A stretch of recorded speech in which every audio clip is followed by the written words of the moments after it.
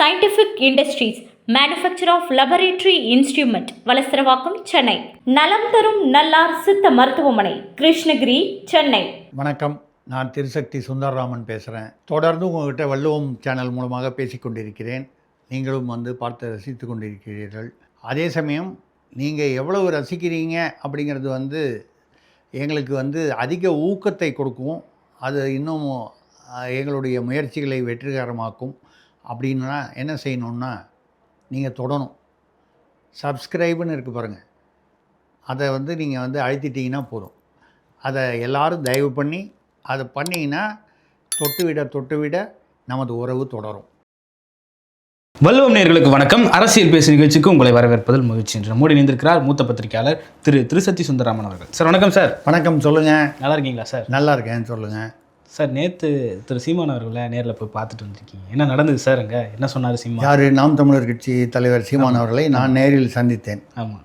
அதாவது நான் தான் ஒரு 15 வருஷத்துக்கு மேலே அரசியல் பத்திரிகை நடத்தி நாங்கள் ஒரு கிட்டத்தட்ட ஒரு இணையாக உளவுத்துறை மாதிரி செயல்பட்டு யார் என்ன எங்கே பண்ணுறாங்கன்னு பண்ணிக்கிட்டீங்க. நீங்கள் எனக்கு பின்னால் ஆரம்பிச்சிட்ருக்கீங்க போட்டிருக்கு. நான் யாரை பார்க்குறேன்லாம் அது மரியாதை நிமித்தம் உள்ள ஒரு சந்திப்பு. அதோடைய விவரங்கள் கலங்கரை அப்படின்னு ஒரு யூடியூப்பில் விவரமாக ஒரு தங்கச்சி பேசி கேட்டிருந்தாங்க.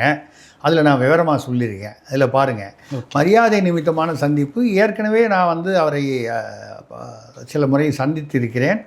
அதனால் மரியாதை எல்லா கட்சி, அதாவது நான் ஒரு குறிப்பிட்ட கட்சி அப்படின்னு சொல்லியில் திமுக உட்பட எல்லா கட்சி தலைவர்கள், முக்கிய புள்ளிகள் இவர்களோடு நான் தொடர்பு வைத்திருப்பது இப்போ இல்லை, ரொம்ப வருஷமாக அப்படி தான் வந்திருப்பேன். ஏன்னா என்னை பொறுத்தவரை அந்த அரசியல் என்பது வேறு, அதை தாண்டி நட்பு என்பது வேறு. இப்போது இலகணேசன் அவர்களோடு எனக்கு 40 வருட தொடர்பு. இறந்து விட்டார்கள், சமீபத்தில் மறைந்தார். 40 வருடங்களுக்கு மேலே குடும்ப ரீதியாக அவர் குடும்பத்தோடு. ஆனாலும் அவரை விமர்சித்து என்னுடைய பத்திரிகையில் நானே எழுதியிருக்கிறேன். அந்த நட்பு வேறு. அவரோட பிறந்த நாளைக்கு அவர் வீட்டில் போய் வாழ்த்து தெரிவிச்சுட்டு வருவோம். ஆனால் அவரை விமர்சித்து எழுதுவோம். அது சில பேர் அதை புரிந்து கொள்வதற்கு அதாவது அந்த அரசியல் என்பது தொழில், நட்பு என்பது தனிப்பட்ட முறையில் உள்ளது. இது ரெண்டையும் குழப்பிக்கக்கூடாது அப்படிங்கிறதுல நான் உறுதியாக இருப்பேன். அந்த வகையில் கலங்கரைன்னு ஒரு அந்த இதில் கொடுத்துருக்கேன். அதில் போய் பாருங்கள், விவரங்கள் தெரியும். Okay sir. திருப்பரங்குன்றம் விவகாரம் சூடு பிடிக்க ஆரம்பிச்சிருக்கு. பாராளுமன்றம் வரைக்கும் அந்த விவகாரம் பேசுபொருளாக மாறி இருக்கு. எப்படி பார்க்குறீங்க சார் அந்த விவகாரத்தை? தமிழ்நாட்டின் அரசியலை திசை திருப்பும் குன்றமாக ஆகிவிட்டது அது. திருப்பரங்குன்றம் என்பது திருப்பும் குன்றம் என்று ஆறக்கூடிய திருப்பும் அறக்குன்றம் என்று எடுத்துக்கொள்ளலாம். அதாவது பிரச்சனையே இல்லாத ஒரு பிரச்சனையை பேனை பெருமாளாக்கின்னு சொல்லுவாங்கல்ல, ஒரு உதாரணம். அந்த மாதிரி அங்கே தீப தூணில் தீபம் ஏற்றணும்னு சொல்கிறாங்க. இவ்வளோ நாளாக மோட்ச தூணில் தான் ஏற்றுறாங்க. மோட்ச தூணுக்கும் தூணுக்கும் என்ன வித்தியாசம்? மோட்ச தூண் என்பது அந்த பகுதியில் யாராவது இறந்து விட்டார்களானால், இது பல சிவன் கோயில்களில் இது உள்ள ஒரு வழக்கம், பாரம்பரிய இந்து மதத்தில். அந்த மோட்ச தீபத்தை ஏற்றுவார்கள். அப்படி ஏற்றினா என்ன அர்த்தம்னா, கிட்டத்தட்ட அப்போல்லாம் தகவல் தொடர்பெல்லாம் கம்மியாக இருந்தக்கூடிய காலத்தில் அந்த மோட்ச தீபம் ஏற்றினால் அவர்களுடைய ஆத்மா சாந்தி அடையும் என்பது ஒன்று. இன்னொன்று அந்த அந்த பகுதியில் உள்ளவர்களுக்கு யாரோ இந்த பகுதியில் ஒருவர் இறந்திருக்கிறார் அப்படின்னு ஒரு நோட்டிஃபிகேஷன். இது அந்த மோட்ச தீபம். வெள்ளக்காரங்காலத்தில் அவன் என்ன பண்ணுறான், நீங்கள் இங்கேயே ஏற்றிங்கன்ட்டான் இந்த மோட்ச தீபத்தையே. இப்போது திமுக அரசு என்ன சொல்லுதுன்னா, வெள்ளக்காரங்காலத்தில் ஒத்துக்கிட்டாங்க, அது இப்போ ஏன் நீங்கள் அங்கே போய் ஏற்றணும். ஆனால் உண்மையான தீபத்தூண் என்பது அது கார்த்திகை தீபத்து அன்று அந்த ஒரு வாரம் 10 நாள் அந்த கார்த்திகை மாதத்தை ஒட்டி, இப்போ எல்லா இதுலேயும் கோயிலையும் பார்த்திங்கன்னா கார்த்திகை தீபம் என்பது ஒரு நாள் மட்டும் இல்லை. எங்கள் வீட்டிலலாம் கார்த்திகை மாதம் முதல் தேதியிலிருந்து கடைசி தேதி வரை தினமும் அந்த அகல் விளக்கு வீட்டு வாசலில் ஏற்றி வைப்பார்கள். அதில் முதல் நாளோ இந்த கார்த்திகை தீபம் அதில் கடைசி நாள் கொஞ்சம் அதிகமான விளக்குகளும், மற்ற நாட்களில் வீடு பூரா விளக்காக வச்சுக்கிட்டா நடக்க முடியாது, யதார்த்தத்தையும் பொறுத்து. அப்படி இந்த கார்த்திகை என்பது இது ஒரு சம்பிரதாயம், பழக்க வழக்கம். நீங்கள் பார்த்தீங்கன்னா அதுக்கு பின்னால் ஒரு விஞ்ஞான சுற்றுச்சூழல் இதெல்லாம் பார்த்தீங்கன்னா இந்த கார்த்திகை மாதம் வந்து குளிரான நேரம். ஆமாம். மார்கழி, கார்த்திகை, மார்கழி இப்படி வரக்கூடிய குளிர் வரக்கூடிய அந்த மாதிரி சமயத்தில் இருட்டு அதிகமாகும், சூரியன் சீக்கிரம் மறையும்.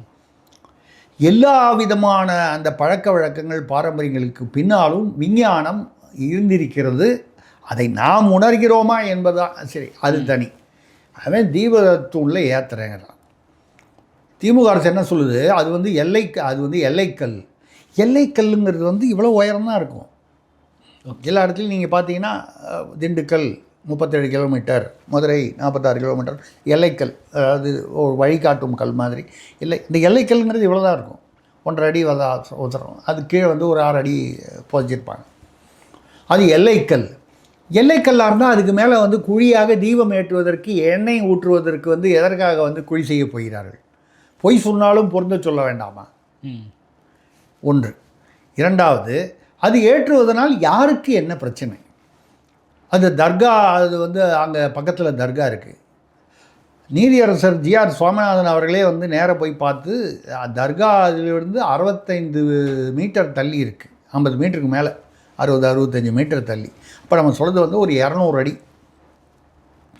தர்காவுக்கு வெளியே தானே இருக்குது. இதை விட பெரிய தமாஷ் என்னென்னா, அந்த தர்காவை சேர்ந்தவர்கள் அவங்க வந்து ஒன்றும் பிரச்சனை இல்லை அப்படின்னு எழுதி கொடுத்து விட்டார்கள். தர்காவுடைய நிர்வாகத்தை எழுதி கொடுத்துட்டாங்களா சார்? ஆமாம், அவங்க கடிதம் கொடுத்துருக்காங்க. அதாவது நீதிபதி உத்தரவு போட்டிருக்கார், 1ஆம் தேதி போட்டிருக்கிறார். அதை வைத்து அவர்கள் வந்து எங்களுக்கு ஒன்றும் பிரச்சனை இல்லை, பிரச்சனைன்னு சொல்லுறதுக்கே வாய்ப்பு இல்லை. ஓகே. தர்காவிற்கு வெளியே சுமார் 200 அடி தூரத்தில் ஒரு தீபத்தூண் இருக்கிறது. அந்த தீபத்தூணில் ஏற்றுவது என்பது, அதில் தர்காவுக்கே பிரச்சனை இல்லை. அங்கே உள்ள இஸ்லாமியர்கள் யாரும் வந்து பிரச்சனை பண்ணல. அங்கே இந்துக்களும் இஸ்லாமியர்களும் மத நல்லிணக்கத்தோடு தான் இருக்கிறார்கள்.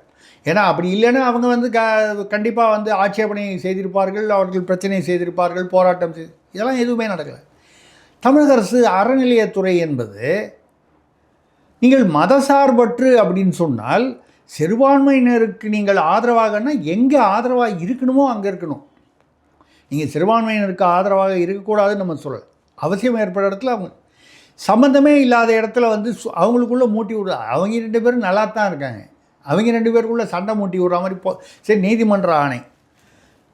நீதிமன்ற ஆணையை வந்து செயல்படுத்த போகும்போது அது செயல்படுத்தாமல் வந்து முடியாதுன்னு சொல்லி கேட்டால், அதுக்கு சட்ட அமைச்சர் சொல்கிறாரு, 2014 ஒரு நீதிமன்றம் வந்து அந்த மோட்சத்தூண்லே ஏற்ற சொல்லிச்சு, நாங்கள் அது பிரகாரம் தான் போகிறோம். 2014 ஒரு உயர்நீதிமன்ற தீர்ப்பு வந்திருக்கு, 2025 ஒரு உயர்நீதிமன்ற தீர்ப்பு வருது. எதை வந்து எடுத்துக்கணும் சார்? அது டபுள் பெஞ்சுன்னு நினைக்கிறேன் சார். அதில் 2 நீதிபதி வந்து இல்லை, ஒரு நிமிஷம். இந்த ஜிஆர்எஸ் இவர் சுவாமிநாதன் அவர்கள் கொடுத்ததை வந்து இவங்க மேல்முறையீடு தள்ளுபடி அவர் ஜெயச்சந்திரன், ராமகிருஷ்ணன் அவங்க அமர்வில் வந்து தள்ளுபடி ஆயிடுச்சு. ரெண்டாவது, ஒரு உயர்நீதிமன்றம் ஒரு தீர்ப்பு கொடுத்தது என்றால் அந்த 2014 தீர்ப்புக்கு, அதாவது நாங்கள் அந்த சட்டப்படி தான் பண்ணுறோம், வெள்ளைக்காரர்கள் இருந்தபோது வந்து அதை நிறுத்தினார்கள், அதனால் நாங்களும் நிறுத்தினோம். வெள்ளைக்காரன் வந்து குறிப்பிட்ட இன பெண்கள் வந்து மாறாப்பு மேலாடை போடக்கூடாது, அதற்கு முலை வரி என்று விதித்தது வரலாற்றில் இருக்கிறது. வெள்ளைக்காரங்களத்தில் வெள்ளைக்காரன் விதிச்சாங்களா? இல்லை, வெள்ளைக்காரன் தான் மன்னர்கள். இல்லை, வெள்ளைக்காரர்கள் விதித்து அதை மன்னர்கள் மூலமாக வசூல் செய்ததாக. இது வந்து இல்லை மன்னர்கள் தான், அவங்க தான், இவங்க தான், இது இந்த சாதி பிரச்சனைகள்லாம் கொண்டு வருவாங்க. இல்லை, ஏன்னா அப்போ வந்து வெள்ளைக்காரன் என்ன பண்ணால் அங்கங்கே வந்து ஒரு ராஜ்யத்தை பிடித்துன்னா அதை ஏதோ ஒரு வெற்றி கண்டு ஏதோ ஒரு வகையில் அங்கே உள்ள இதை பாரு, எனக்கு பதில் நீ போய் வரி வசூல் பண்ணு, அவனை வந்து தன்னுடைய பிரதிநிதியாக வைத்து கொண்டான். கப்பம் கட்டுகிறாங்க. வீரபாண்டிய கட்டபொம்மன் நீங்கள் சினிமா பார்த்துருந்தீங்கன்னா தெரியும். அந்த பாளையக்காரர்கள் என்பவர்களை வந்து எப்படி பண்ணால் வீரபாண்டிய கட்டபொம்மன் அதை எதிர்த்து போராடினான். அதாவது ஒரு உதாரணத்துக்காக சொல்கிறேன். அது மாதிரி குறுநில மன்னர்கள் அங்கங்கே வசூல் பண்ணி அதை எங்கே கொண்டு போய் கொடுக்கணும்? முதலாளிகிட்ட தான் கொடுக்கணும். முதலாளி யார்? வெள்ளைக்காரன். அப்படி வந்து இருந்தபோது அது மட்டும் இல்லை, வெள்ளைக்காரர்கள் அந்த பிரபு, வெள்ளைக்கார பிரபுன்னு சொல்லுவாங்க, லார்டுன்னு இங்கிலீஷில், அவர்களுக்கு எதிராக வந்து வரும்போது ஆண்களோ பெண்களோ அவர்களை வந்து முட்டி போட்டு கொண்டு தான் வந்து நகர்ந்து வர வேண்டும். கால்களால் வழக்கம் போல் நடந்து வரக்கூடாது. இப்படியெல்லாம் இருந்தது. அதற்கான வரலாற்று ஆவணங்கள். இப்போ வெள்ளைக்காரன் பண்ணதை நான் பண்ணுறேன்னா, இப்போ வெள்ளைக்காரன் ஆட்சியிலே இருந்திருக்கலாமே, சுதந்திரமே வேண்டாமே. ஓகே. அப்போ வெள்ளைக்காரர்கள் ஆட்சியில் செய்ததை கொள்ளைக்காரர்கள் அப்படின்னு அப்படி நம்ம எடுத்துக்கலாமான்னு தெரியல. இன்னொன்று, இதனால் யாருக்கும் பாதிப்பு இல்லைன்னா அந்த தீபத்தில் ஏற்றிட்டு போகிறது அது சாதாரண ஒரு நிகழ்வு. அதில் அந்த தீபம் ஏற்றினா ஒரு அன்றைக்கி ஏற்றுவாங்க, ஒரு நாள் மிஞ்சி போனால் மறுநாளைக்கு இருக்கும். அதோடு அந்த நிகழ்வு மறக்கப்படும். ஏன்னா அந்த நிகழ்வுடைய முக்கியத்துவம் அவ்வளோதான். அது ஒரு உணர்வு ரீதியான ஒரு நம்பிக்கை. ஓகே. அங்கே ஏற்றணும்னு சொல்கிறாங்க. அதை உயர்நீதிமன்றம் அனுமதித்திருக்கிறது. நீங்களும் பேசாமல் விட்டுருந்தீங்கன்னா இது பிரச்சனையே இல்லை. உயர்நீதிமன்றம் சொன்னதுக்கப்புறமும் அங்கே சிஏஎஸ்எஃப் அனுப்ப வேண்டிய ஒரு சூழ்நிலையை கிரியேட் பண்ணி சிஏஎஸ்எஃப் சிஏஎஸ்எஃப் என்பது துணை இராணுவம். ஆமாம். அந்த மதுரை ஆணையர் என்ன சொல்கிறாரு, சிஏஎஸ்எஃப்பை கைது செய்வேன். துணை இராணுவத்தை கைது செய்ய மாநில அரசுக்கு எங்கிருந்து அதிகாரம் வந்தது? சார், மக்களால் தேர்ந்தெடுக்கப்பட்ட மாநில அரசு. இராணுவம் மக்களால் தேர்ந்தெடுக்கப்படணுமா? இவங்க பாகிஸ்தானோட சண்டை போடும்போது ராபின்சன்கிட்ட கேட்டுக்கிட்டு தான் போய் சண்டை போடுவாங்களா அவங்க? இல்லை நான் கேட்குறேன், எனக்கு தெரியல. இல்லை, உள்நாட்டு இல்லைங்க. துணை இராணுவம் என்பது ஒரு இராணுவத்தின் ஒரு பகுதி. அப்போ மக்களால் அவள் எம்எல்ஏலாம் சேர்ந்து அப்போ மிலிட்ரிக்கார சீஃப் எல்லாம் பிடிச்சி உள்ளே வச்சிடலாமா? என்னங்க நீங்கள் பேசுகிறது? அதாவது மக்களால் தேர்ந்தெடுக்க பிரதிநிதிகள் மக்களுடைய பிரச்சனைகளை சட்டமன்றத்திலோ பாராளுமன்றத்திலோ சொல்வதற்குத்தான் உங்களுக்கு இருக்குது. அவர்களுடைய நன்மைக்காக உங்களுக்கு ஒதுக்கப்படும் நிதி, அந்த நிதியிலிருந்து நீங்கள் நலத்திட்டங்களை கொண்டு வரலாம். இதை தாண்டி அரசிடம் பேசி அவசியம் எங்கே அவர்களுக்கு என்ன தேவையோ அதை பெற்றுக் கொடுப்பது. இதுதான் அரசு. ஓகே. மத நம்பிக்கைகளில் தலையிடுவதில் அறநிலையத்துறைக்கே அந்த அதிகாரம் கிடையாது. உச்சநீதிமன்ற பல தீர்ப்புகள் என்ன சொல்லுது? அறநிலையத்துறை வழிபாட்டு முறைகளில் அவர்கள் தலையிடக்கூடாது என்பதுதான் அது உச்சநீதிமன்றம் பலமுறை சொன்னது. உயர்நீதிமன்றங்கள் உச்சநீதிமன்றம் சொன்னது என்ன? நிதி நிர்வாக தணிக்கை செய்வதற்கு தான் அவர்களுக்கு அதிகாரம். ஓகே. பூஜா முறைகள், அதாவது வழிபாட்டு முறைகளில் தலையிடுவது, ஆகம விதிகளில் தலையிடுவது அறநிலையத்துறையின் வேலை இல்லை என்று தெளிவாக குறிப்பிடப்பட்டிருக்கிறது. ஓகே. இதை தாண்டி உயர்நீதிமன்றம் சொல்கிறது அந்த இடத்துல ஏற்றலான்னு. சப்போஸ் அந்த இடத்துல இஸ்லாமியர்கள் ஒரு எதிர்ப்பு தெரிவித்து ஒரு போராட்டம் பண்ணுறாங்க, அந்த மாதிரி ஒரு சூழ்நிலை இருக்குது அப்படின்னு சொன்னால் நீங்கள் அதை தடுப்பதற்கு ஒரு சட்ட ஒழுங்கு விவகாரம் அப்படின்னு சொல்லலாம். இல்லை, நாங்கள் 144 போட்டிருக்கோம் தடை உத்தரவு. எப்போ போட்டாங்க? அங்கே கும்பல் சேர்ந்ததுக்கப்புறம். ஆமாம். நீங்கள் எப்போ போடணும் தடை உத்தரவு?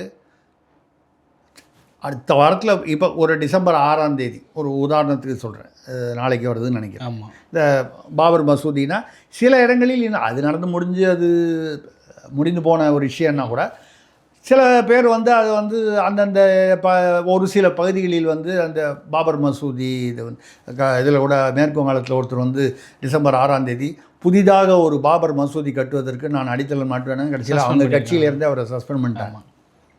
இப்படி சில பேர் அரசியல்வாதிகள் குளிர் காய்வது உண்டு. நான் சொல்வது ஏதோ ஒரு குறிப்பிட்ட மதம்னு பொறுத்து இல்லை, எல்லா மதங்களிலும் இந்த உணர்வுகளை தூண்டிவிட்டு அந்த மாதிரி இருக்கக்கூடியது எல்லா கட்சிகளிலும் எல்லா மாநிலங்களிலும் பொதுவான அரசியல்.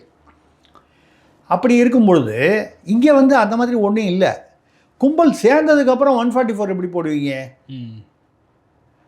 நீங்கள் கூட்டம் சேருவதற்கு முன்னாலேயே நீங்கள் 144 போட்டு அதை மீறி அந்த கூட்டம் சேர்ந்தால்தான் நீங்கள் நடவடிக்கை எடுக்கலாமே தவிர, அங்கே கூட்டமாக மக்கள் சேர்ந்து விட்டார்கள். ஒரு தீபம் ஏற்றுறாங்கன்னா, இப்போ கூட திருவண்ணாமலையில் தீபம் ஏதாங்க, திருவாரூரில் திருவிழா கும்பல், திருச்செந்தூரில் நடந்துச்சு, கூட்டம் வருது. அப்போ மட்டும் பெருமையாக சொல்கிறீங்களா 10 லட்சம் பேர் வந்தாங்க, 5 லட்சம் பேர் வந்தாங்கன்னு, 3000 குடமுழுக்கு பண்ணோம் அப்படின்னு சொல்கிறீங்க. ஒரு குடமுழுக்கில் அறநிலையத்துறையில் என்னவெல்லாம் எப்படியெல்லாம் தவறுகள் நடக்கின்றன, முறைகேடுகள் நடக்கின்றனது அப்படின்னு அதை என்னை விட அதிகமாக தெரிந்தவர், அதாவது தமிழ்நாட்டில் அதிகமாக தெரிந்தவர்களில் நானும் ஒருவன், அப்படி சொல்வது மரியாதையாக இருக்கும். ஓகே. ஏன்னு கேட்டால் 45 கோயில்களில் ஏறத்தாழ 10 கோடி ரூபாய்க்கு மேல் தான தர்மமாக கோயில்களுக்கு வேண்டிய திட்டங்கள், அந்த கோயிலுடைய ஊழியர்களுக்கு வேண்டியது எல்லாம் செஞ்சு கொடுத்துருக்குறேன். எந்த கோயிலில் எந்தெந்த விதத்தில் வந்து அப்படி தான தர்மமாக செய்யப்பட்டதெல்லாம் தவறாக பயன்படுத்தப்பட்டது என்ற புள்ளி விவரங்கள் என்னிடமே இருக்குது. இல்லை நான் கொடுத்த பணம். அப்போது நம்ம என்ன சொல்கிறோன்னா இது அதெல்லாம் ஒன்றுமே இல்லை.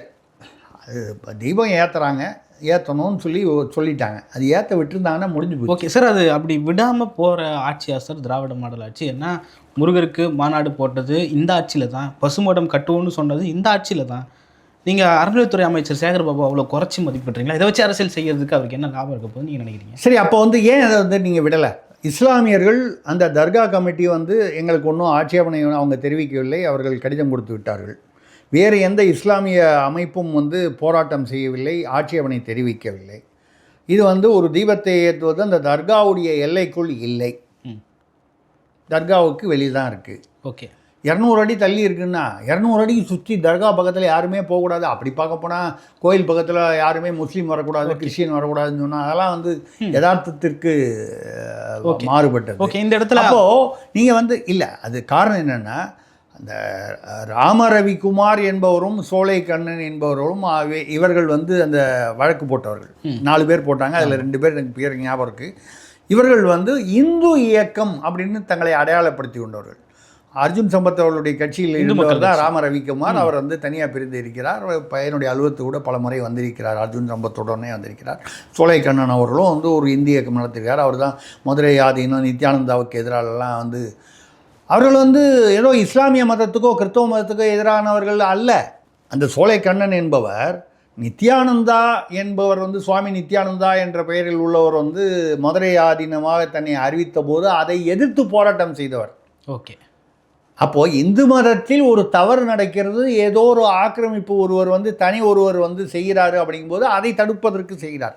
அப்போ வந்து அவர் வந்து ஏதோ இஸ்லாத்துக்கு எதிரானவர் இல்லை சிறுபான்மையினருக்கு எதிரானவர்னு சொல்வதற்கு இடமில்லை. ஓகே, இப்போ ஒரு 4 பேர் போடுறாங்க இல்லையா, இவங்களாம் இந்த இந்துத்துவா இயக்கம் என்கிறது. இல்லை, இந்துத்துவானா இந்தியாவில் குற்றமா? ஏறத்தாழ 80% மக்கள் தொகை இருக்கக்கூடிய ஒரு மதம் வந்து 90% பேர் இந்துக்கள் தான் இருக்காங்க. முதல்வர் ஸ்டாலினே சொல்லியிருக்காரு இருக்காங்க. அப்படி இருக்கும் பொழுது அது என்ன குற்றமா? இந்துத்துவா இயக்கம் என்பது குற்றமா? 1999 2004 வந்து மதசார்பற்ற இயக்கம், மதவாத இயக்கம் அல்ல பாஜக என்று கலைஞர் ஐயா அவர்கள் பேசினார்களே. ஆர்எஸ்எஸ் என்பது சுய ஒழுக்கமுள்ள ஒரு சமூக இயக்கம் என்று பேசினாரே. அப்போ ஐயா கருணாநிதி அவர்களுடைய கருத்துக்கு மாறாக பேசுகிறாரா முத்துவேல் கருணாநிதி ஸ்டாலின் அவர்கள், ஓகே, உதயநிதி ஸ்டாலின் அவர்கள்? அப்போது உங்களுக்காக வேணும்னா வந்து அப்படி பேசுவீங்க, வேணும்னா இப்படி பேசுவீங்க. ஓகே, அப்போது நான் என்ன சொல்கிறேன், இது வந்து ஒரு சின்ன விஷயம். இதில் வந்து ஒரு உண்மையாகவே ஒரு சட்ட ஒழுங்கு பிரச்சனை வரக்கூடிய விஷயமாக இருந்தால் நீங்கள் வந்து ஒரு என்ன சொல்கிறது, ஒரு முன்னெச்சரிக்கையாக அதை தடுக்கும் விதத்தில் வந்து ஏதாவது நடவடிக்கை எடுத்தால் அது சரி. 2-3 பிரச்சனைகள் இவங்களுக்கு. ஒன்று, அதை அடையாளப்படுத்தி கொண்டு போனது வந்து இந்துத்துவா இயக்கங்கள்.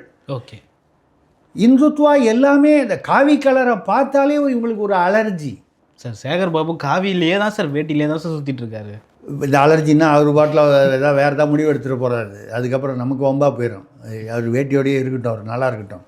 நான் சொல்கிறது காவி கலர் என்றாலே பிஜேபி என்று நினைத்து விட்டார்கள். காவி என்பது ஆயிரக்கணக்கான ஆண்டுகளாக இந்தியாவில் வந்து பாரதத்தில் வந்து அதை ரிஷிகள் முனிவர்கள் அதெல்லாம் காவி. நம்ம கமெண்ட்ஸ்லேயே கூட உங்கள் வள்ளுவம் இந்த ஃபோட்டோவை பார்த்துட்டு கேள்வி என்ன கேட்டிருக்காங்க. ஆமாம், நான் என்னமோ வள்ளுவம் சேனல் என்னுடைய இதுன்னு நினச்சிக்கிட்டு நீங்கள் பொட்டெல்லாம் வச்சுருக்கீங்க, வள்ளுவருக்கு ஏன் வைக்கலன்னு கேட்குறாங்க. இது வள்ளுவத்துடைய உரிமையாளரையும் நிர்வாகத்தை சேர்த்தவங்களையும் தான் கேட்கணும் அந்த கேள்வி. நான் எனக்கு தான் பொட்டு வைக்க முடியும். உங்கள் ஆஃபீஸில் இருக்கிற வள்ளுவருக்கு நான் எப்படி பொட்டு வைக்கிறது? என்னென்னா இல்லை, இது காவி என்றாலே பிஜேபி இல்லை, பிஜேபி என்ற கட்சி வருவதற்கு பல ஆயிரம் ஆண்டுகளுக்கு முன்னால் காவி என்ற ஒரு நிறம் இல்லையா இருக்குது. கருப்பு சிவப்பு என்றால் திமுக என்ற நிறம் போக அதுக்காக கருப்புனாலும் சிகப்புனாலும் திமுக மட்டும்தான் சொல்ல முடியாது. நீலம் என்றால் வந்து இவர் திருமாவளவன் அடையாளப்படுத்திக்கிறார் என்றால் அதுக்காக நீல சட்டை நான் போட்டால் உடனே நான் வந்து விடுதலை சிறுத்தை ஆகிட முடியுமா? ஓகே, அது இவையெல்லாம் வண்ணங்கள் ஒரு காரணங்களுக்காக இருந்துப்பா.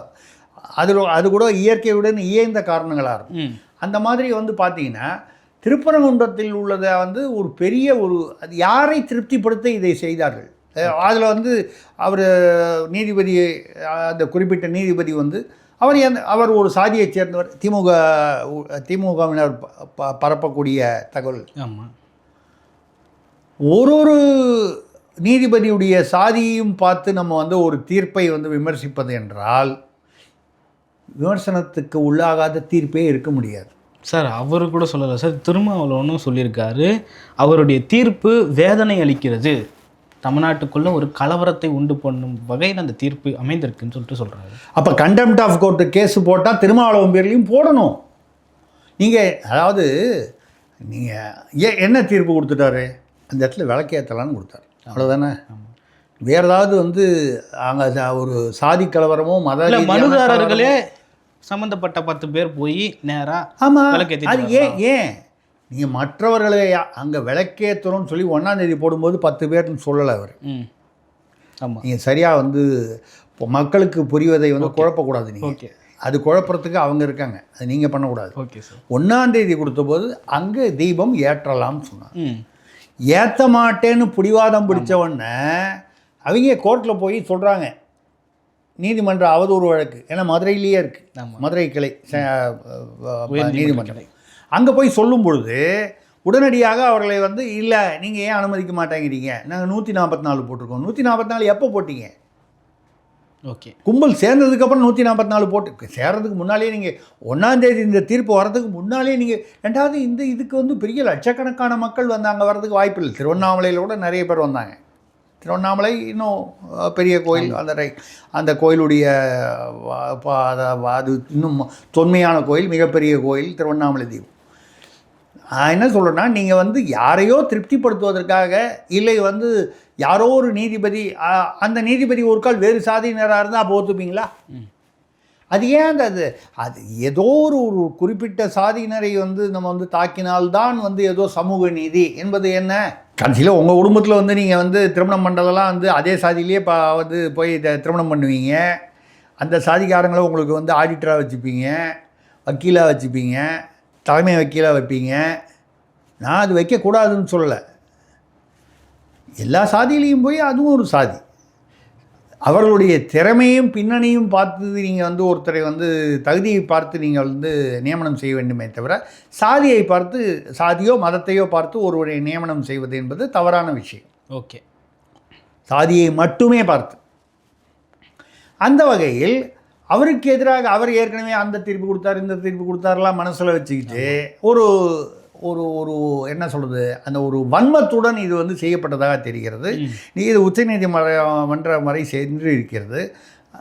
மேல்முறையீடு போனபோது அவர் மதிப்பிற்குரிய அவர் மாண்பு நீதிபதி ஜெயச்சந்திரன் ராமகிருஷ்ணன் நினைக்கிறேன், அவங்களுடைய அமர்வு இவங்களுடைய தள்ளுபடி பண்ணிடுச்சே. ஜெயச்சந்திரன் அந்த சாதியை சேர்ந்தவரா? இல்லையே. உயர் சாதி, அந்த ஒரு குறிப்பிட்ட சாதி இல்லையே. இதில் சாதி எங்கேருந்து வருது? தூண்டில் ஏற்ற போகிற ராம ரவிக்குமார் எந்த சாதி? பொதுவாக நீங்கள் வந்து அது இந்துக்கள்னு வரும்போது தான் அந்த சாதியை போட்டு பிரிக்கிறது. இஸ்லாமியர்களில் சாதி இல்லையா? கண்டிப்பாக இருக்குது சார். சிஎஸ்ஐ சர்ச்சில் மெம்பராக இருக்கிறவர் வந்து கத்தோலிக்க சர்ச்சுக்குள்ளே போயிட முடியுமா? அங்கே பாஸ்டர் ஆகிட முடியுமா? அங்கே சாதி இல்லையா? கண்டிப்பாக இருக்குது சார். ப்ராட்டஸ்டண்ட்டு, சிஎஸ்ஐ, பெந்தகோஸ்து, கத்தோலிக்கர் மாறி போயிட முடியுமா? முதல்ல மெம்பராகவே முடியாது அந்த சர்ச்சில். அதுக்கப்புறம் பேஸ்டராக வந்து நிச்சயமாக நடக்க, திருமணம் கூட பண்ணிக்க மாட்டாங்க பண்ண. அப்போ சாதிகள் எல்லா இடத்துலையும் இருக்குது, அது இயல்பாக அமைந்தது. அது ஒழிய வேண்டும் என்று பேசுவதெல்லாம் முடிந்த வரை தான். அது நம்ம பேச பேச அது வளர்ந்துக்கிட்டு தான் இருக்குது. ஏன்னு கேட்டால் அரசியல்வாதிகள் அதை வளர்த்து கொண்டு தான் தங்களுடைய சுயநன்மைக்காக அதை வளர்த்து விடுகிறார்கள். நீங்கள் இப்போ திருப்பரங்குன்றத்துலேயே எடுத்துக்கிட்டிங்கன்னா அவங்க 2 பேரும் அழைச்சிட்டாங்களா? யார் இது? நவாஸ் கனி என்ற எம்பி போய் மேலே போய் அங்கே போய் வந்து ஆட்டிறைச்சி ஆடை வெட்டி வந்து அங்கே இறைச்சி உணவை தயார் செய்து அங்கே பிரச்சனை ஆரம்பிச்சது. தர்காவில் வந்து நீங்கள் வந்து இறைச்சி கடை வைங்க, ஒரு உணவகத்தில் வந்து அது அந்த இறைச்சி உணவு அசைவ உணவா சைவ உணவா, உணவு என்பது ஒவ்வொருத்தருடைய விருப்பம், பழக்க வழக்கத்தை பொறுத்தது. அசைவ உணவு சாப்பிடக்கூடாதுன்னு இல்லை. ஆனால் ஒரு வழிபாட்டு தலத்தில் ஒரு கோவில் அந்த மாதிரி இடங்களில் வந்து ஒரு அசைவ உணவு இந்துக்களிலேயே அசைவ உணவு சாப்பிடுபவர்கள் கூட சனிக்கிழமைனா சாப்பிட மாட்டாங்க, சில குறிப்பிட்ட நாட்களில் சாப்பிட மாட்டாங்க, கோயிலுக்குள்ளே போய் சாப்பிட மாட்டாங்க. இப்படி சில நம்பிக்கைகள், இதெல்லாம் பழக்க வழக்கங்கள். இந்த நம்பிக்கைகளை மதிக்க வேண்டும். அப்போ தானே ஒரு மாதத்துக்கு அந்த நவாஸ்கனி அங்கே போகும்போது அவருக்கு வந்து நீங்கள் திமுக அரசு வந்து அதை அனுமதித்ததே, அவரிடம் உங்களுக்கு சொல்லும் துணிச்சல் இருந்ததா? ஐயா, நீங்கள் இறைச்சி வந்து சாப்பிடுவதோ இல்லை மற்றவங்களுக்கு பிரித்து கொடுப்பதோ அங்கே உட்காந்து பண்ணாதீங்க. கீழே நீங்கள் ஒரு திருமண மண்டபத்தை எடுங்க, ஒரு கூடத்தை எடுங்க, அங்கே வச்சு நீங்கள் அன்னதானமே பண்ணுங்கள், பிரியாணி அன்னதானமே பண்ணுங்கள். இந்துக்கள்லேயே பல பேர் வரிசையில் வந்து நின்று வாங்கிட்டு போவாங்க பிரியாணி பிடிச்சவங்க, தவறு இல்லை, பிடிச்சவன் போய் வாங்கிட்டு போகிறாங்க. அந்த வகையில் அது செய்யும் பொழுது இப்போ கூட வந்து பார்த்தீங்கன்னா இஸ்லாமியர்கள் எந்த அமைப்பு வந்து இதை வந்து ஆட்சேபனை செய்தது? எஸ்டிபிஐ சேர்ந்த யாரோ ஒருவர், அதுவும் நிகழ்ச்சிக்கு அப்புறம் தான் பேசியிருக்கார், முன்னால் பேசலை. அது வந்து தீபம் ஏற்றக்கூடாது. இப்போ நம்ம எவ்வளோ நேரம் ஆகும் பதிலுக்கு? அப்போ என்ன ஆகும் பிரச்சனை? நாளைக்கு நீங்கள் விடிகாலையில் லவுட் ஸ்பீக்கர் வச்சா, ஏற்கனவே வந்து உயர்நீதிமன்றமும் உச்சநீதிமன்றமும் வந்து லவுட் ஸ்பீக்கர் வந்து வைக்கக்கூடாதுன்னு சொல்லியிருக்கு. ஆனால் அதை மீறி பல இடங்களில் வந்து வைக்கிறார்கள். நான் வந்து அவங்க மட்டும்தான் வைக்கிறாங்கன்னு சொல்ல, நீங்கள் ஆடி மாதம் பார்த்தீங்கன்னா அம்மன் கோயிலையும் வைக்கிறாங்க. சரி, இப்போவும் ஐயப்பா அதான் சார் காலையில் கார்த்திகை மாதத்துலையும் வைக்கிறாங்க. நான் நடுநிலையாக தான் பேசுகிறேன். ஏதோ இந்துக்கள் வந்து லவுட் ஸ்பீக்கர் வச்சா அது சரி, இஸ்லாமியர்கள் வைத்தாலோ கிறிஸ்தவர்கள் வைத்தாலோ தவறு என்று நான் பேச மாட்டேன். என்னுடைய வாயில் அந்த மாதிரி ஒரு சார்பான நிலை வராது.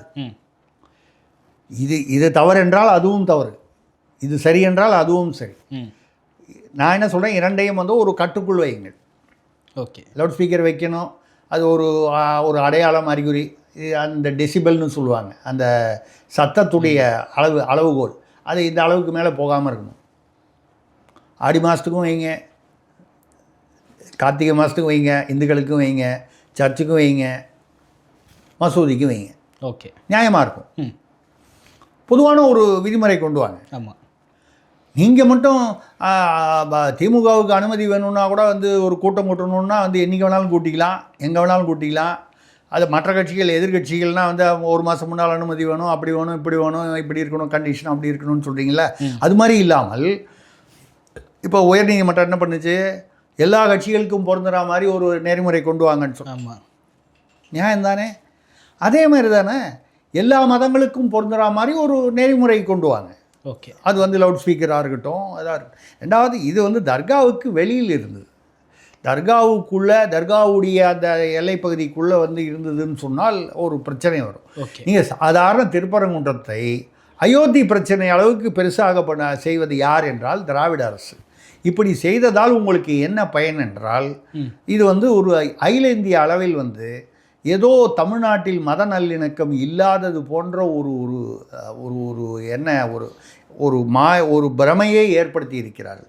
உண்மை அடிமட்டத்தில் அங்கே பார்த்தீங்கன்னா, நான் திருப்பரங்குன்றத்தில் உள்ள அந்த பகுதியிலேயே என்னுடைய முன்னாள் நிருபர் இருக்கிறாரு, இன்னும் நண்பர்கள் இருக்கிறார்கள். அவர்களாம் பேசும்போது சொல்கிறாங்க, இஸ்லாமியர்கள் அவங்கள வந்து சொல்கிறாங்க, நாங்கள் ஒன்றுமே அப்ஜெக்ஷனே பண்ணலையே, ஏன் இந்த அரசு இப்படி பண்ணுது, ஏதோ இதனால் நாங்கள் மகிழ்ந்துருவோம்னு நினச்சா வந்து தவறு, நாங்கள் ஏன் வந்து உங்களை தடை பண்ணுறதுனால எங்களுக்கு என்ன மகிழ்ச்சி, இப்படி சொல்பவர்கள் இஸ்லாமியர்கள் எங்கள் திருப்பரங்குன்றத்து அந்த பகுதியில் உள்ள. அவர்களுக்குள் இணக்கமாக இருப்பதை கெடுப்பதற்கு எதற்காக ஒரு அரசு? சார், மத நல்லிணக்கத்தை கெடுக்க முயற்சியில் யார் ஈடுபடுகிறார்கள்? நீதிபதி கொடுத்த அந்த தீர்ப்பா, திமுக எடுத்த அந்த முடிவா, இல்லை பாரதிய ஜனதா இந்து மக்கள் கட்சி எடுத்த அந்த போராட்டமா? இல்லைங்க, தீபத்தூணில் தீபம் ஏற்றுன்னு சொல்கிறது வந்து அதாவது முஸ்லீமுக்கு எதிரானதா?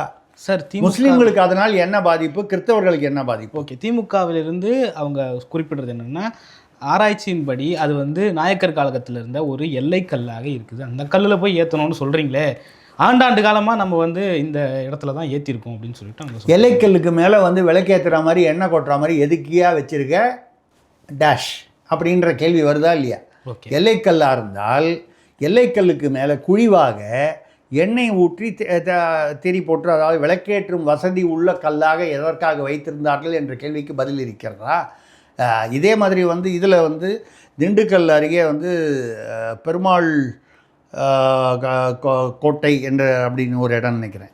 அங்கேயும் இதே கார்த்திகை தீபத்தூண் பிரச்சனை. அங்கே அறநிலையத்துறை என்ன சொல்லியிருக்கிறது தெரியுமா? ஏன் அங்கே வந்து ஏற்ற விடலை அந்த கோயிலன்னு? அது அதிகமாக கிறிஸ்தவர்கள் வாழும் பகுதி. ஓகே. கிறிஸ்தவர்கள் வாழும் பகுதியில் அந்த கோயில் வந்து ஏதோ ஒரு 500-1000 வருஷமாக இருக்குது. இந்தியாவில் கிறிஸ்தவர்கள் எப்பொழுது வந்தார்கள்? ராபர்ட் கிளைவ் வெள்ளைக்காரன் வந்ததுக்கப்புறம் தான் வந்தார்கள். அதுக்கு முன்னால் இந்தியாவில் கிறிஸ்தவ மதம் இல்லை. இஸ்லாமிய மதம் அதுக்கு முன்னால் முகலாயர்கள் வந்ததுக்கப்புறம் தான் வந்தாங்க. அதுக்கு முன்னால் இந்தியாவில் வந்து அதாவது இந்து மதம் இருந்தது. அதனுடைய கிளை மதங்களாக ஒரு கால் பௌத்த சமண மதங்கள், அதுதான் இந்த சீக்கிய மதம், இதை அது கிளை மதங்கள்னு சொல்லக்கூடியது தான் இருந்தது. இவர்களுடைய வரவிற்கு பின்னால் வந்தது. அப்போது கிறிஸ்தவர்கள் வாழும் பகுதியில் வந்து கோயில் இருக்கக்கூடாதுன்னா, அப்போ அந்த கோயிலில் வந்து நீங்கள் தீபம் ஏற்றக்கூடாதுன்னா, அவன் கோயில் உள்ள தானே தீபம் ஏற்றுறான். சர்ச்சிலேயே வந்து ஏற்றுறான். ஓகே. கிறிஸ்தவர்கள் வாழும் பகுதி இது எதற்கு வித்திடுகிறது என்றால், நாளைக்கு இந்துக்கள் வாழும் பகுதியில் வந்து கிறிஸ்தவர்கள் வந்து கிறிஸ்மஸ் கொண்டாடுவதோ, இஸ்லாமியர்கள் ஒரு ரம்ஜான் கொண்டாடுவதோ, இது அந்த நல்லிணக்கத்திற்கு எதிராக நீங்கள் தூண்டி விடுவது போல தானே ஆகிறது. ஓகே. கிறிஸ்தவர்கள் வாழும் பகுதியாக இருந்தால் என்ன, அந்த கோயிலின் எல்லைக்குள் தானே இருக்குது. ரெண்டாவது, அந்த தீபம் ஏற்றுறதுனால கிறிஸ்தவர்களுக்கு ஏதாவது வந்து பாதிப்பு ஏற்பட்டு விடுமா? அவரவர்களுக்கு அவரவர்களுடைய மத நம்பிக்கை. ஆமாம். இந்துக்களிலேயே எத்தனையோ பேர் கடவுள் நம்பிக்கை இல்லாத இருக்காங்க. கடவுள் நம்பிக்கை இருந்தாலும் ஒருத்தர் அதிகமாக ஆன்மீகத்தில் ஈடுபட்டு இருப்பார், ஒருவர் வந்து லேசாக அப்படி கோயிலுக்கு போகும்போது அப்படி போட்டு போயிடுவார். ஒவ்வொருத்தருடைய மனநிலை, அவர்களுடைய சூழ்நிலை, விருப்பம், ஆர்வம் பொறுத்து இருக்குது. அந்த வகையில் தேவையில்லாமல் ஒரு பிரச்சனை. என்னை பொறுத்தவரை திமுக வந்து சேகர்பாபு அறநிலையத்துறை அமைச்சர், இவர் எனக்கு ஒரு சந்தேகம் வருகிறது. ஓகே. இவர் காவி வேட்டி வர கட்டியிருக்கார். நீங்கள் சொன்னீங்க. ஆமாம் சார். நான் சொல்லலை. கட்டிட்டு தான் சார். இல்லைங்க, நீங்கள் இல்லை, இப்போ பேசணும்போது நீங்கள் தான் சொன்னீங்க. பாஜகவின் ஸ்லீப்பர் செல்லாக சேகர்பாபு செயல்படுகிறார் திமுகவில் என்பது என்னுடைய குற்றச்சாட்டு. காவி வேட்டி கட்டினதுனாலே சொல்கிறீங்களா சார்? இல்லை, நீங்கள் தான் காவி வேட்டி கட்டினேன்னு சொன்னீங்க. அதுலேருந்து தான் நான் எனக்கு அந்த ஐடியாவே வந்துச்சு, இருக்குமோன்னு சந்தேகம்.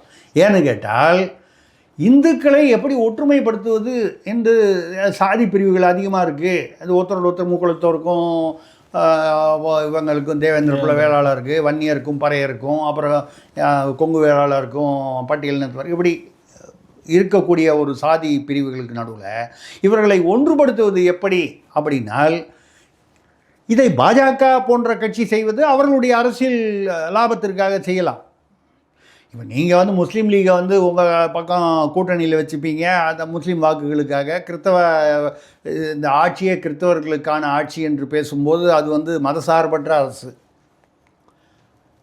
அப்போ இந்துக்களை ஒன்றுபடுத்தும் வேலையை பாஜக செய்வதை விட அமைச்சர் சேகர்பாபு இப்படி இந்த மாதிரி இதற்கு பின்னணியாக இருந்து ஒரு கால் செயல்பட்டிருந்தால், ஏன்னா அவருக்கு தெரியாமல் இது நடக்க முடியாது. அறநிலையத்துறை அமைச்சர் என்ற முறையில் அவருடைய இது ஏற்றினாலும், அந்த தீபம் ஏற்றினாலும் அவருக்கு தெரிஞ்சிருக்கும். ஏற்ற விடமாட்டேன்னு சொல்லி கமிஷனர் பேசுகிறார். நான் துணை இராணுவத்தை கைது செய்வதற்கு மாநில அரசுக்கு அதிகாரம் இருக்குதுன்னு நீங்கள் எழுதி காமிங்க, நான் அன்னியோட அரசியல் பேசுகிறத விட்டுறேன். Okay sir. சட்டத்துறை அமைச்சர் ரகுபதி அவர்களுமே இதுக்கு முன்னாடி சொல்லியிருக்காரு, திராவிட மாடல் ஆட்சி என்றாலே அது ராமர் ஆட்சி தான், திராவிட மாடல் ஆட்சிக்கான முன்னோடியே ராமர் தான் சொல்லியிருக்காரு. அவர் போய் இப்படி பேச போகிறா சார்? அப்படி சொன்னதுனால வந்து அவர் என்ன பண்ணாலும் சரியாக போயிடுமா? ரகுபதி பேரில் வந்து ஊழல் குற்றச்சாட்டுகள், வழக்குகள் இருக்குன்னு உங்களுக்கு, சொத்து குவிப்பு வழக்குகள் தெரியுமா உங்களுக்கு? அப்போ ராமர் வந்து பேரில் சொத்து குவிப்பு வழக்கு இருந்ததா சார்? அவர் ஆட்சியை தான் சார் சொன்னார். இல்லைங்க, ராமருடைய ஆட்சி என்பது அப்போ திராவிட மாடல் ஆட்சின்னா அப்போ அது ஆரிய மாடல் ஆட்சின்னு ஒத்துக்கிறீங்களா? ராமர் ஆரியர் என்று சொல்லுகிறீர்கள், அப்படி தானே சொல்கிறீங்க. அப்போது திராவிட மாடல் ஆட்சியுடைய அதுவே ராமருடைய ஆட்சி என்றால், திராவிட மாடலில் முன்னோடியாக ஒரு ஆரியரைத்தான் நாங்கள் கொண்டாடுகிறோம் என்று திராவிடர்கள் ஏற்றுக்கொள்கிறார். திராவிடம் ஏற்றுக்கொள்கிறதா? இதுதான் என்னுடைய கேள்வி. நீங்கள் ஒரு வார்த்தை ஐயா ரகுபதிகிட்ட கேட்டு எனக்கு பதில் சொல்லுங்கள். Okay sir. பல்வேறு கருத்துக்களை பகிர்ந்து கொண்டீங்க. மற்றும் ஒரு கான் சந்திப்போம். நன்றி சார். நன்றி, வணக்கம்.